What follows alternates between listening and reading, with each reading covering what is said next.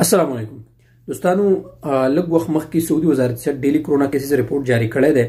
دا ویډیو به تاسو ټوله ګورئ. د فلایټ په حوالې سره به موږ تاسو سره خبره شیر کوم چې حقیقت څه دا خلک چې کم دروغ شیر کوي. 4,000 د پاسه 250 کیسز رجسټر شوي. تاسو ته به سکرین باندې ښکاري هم.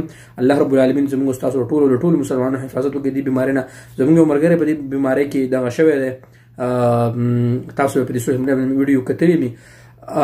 دا څومره تکلیف انسان ته الله رب العالمین دې ټول وساتي د دې بیمارۍ نه. ټول مسلمانانو نو د خپل ځان ډېر زیات حفاظت کوئ او ماسک لګوئ. د ماسک نه بغیر بالکل بهر مه وځئ. ټیک شو. تجمعاتو او اجتماعاتو کې بالکل شرکت مه کوئ په کوم ځای کې چې خلک ډېر وي. ټیک شو دوستانو. دویمه خبره دا ده چې هر سړی نن دویم دقه میسج کوي چې یاره عمر بای فلایټ به څنګه کي. هېڅ چلم نشته. شکر الحمدلله.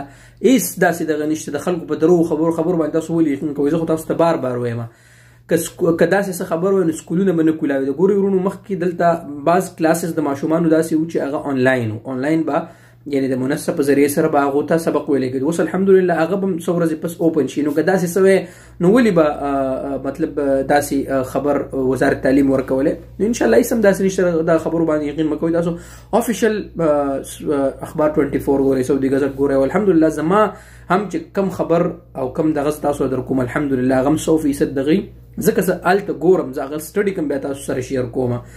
نو انشاءالله داسې هېڅ دغه نشته. خپله چوټۍ په قلاره باندې تېره کړئ. دلته دې ځای نه چې کم ملګري په دغه باندې ځي په چوټۍ باندې خپل بوسټر ډوز ولګوئ. انشاءالله العزیز هېڅ هم داسې دغه نشته. کوم ملګري پاتې خپل بوسټر ډوز کمپلیټ کړئ ځکه چې څه وخت پس چې د چا 8 میاشتې پوره شوې او بوسټر ډوز یې ونه کړو نو د محسن سټیټس به د توکل نه ختمېږي. الله رب العالمین زموږ ستاسو او د ټولو مسلمانانو حفاظت وکړي د دې بیمارۍ نه.